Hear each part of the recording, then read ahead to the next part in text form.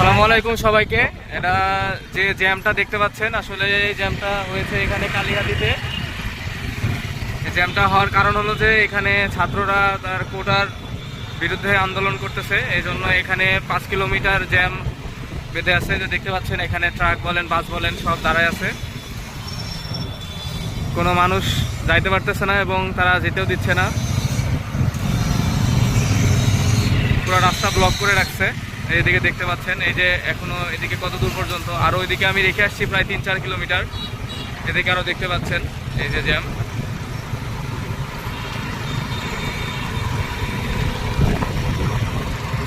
তাদের দাবি একটাই, সেটা হলো যে কোটা সংস্কার করা লাগবে,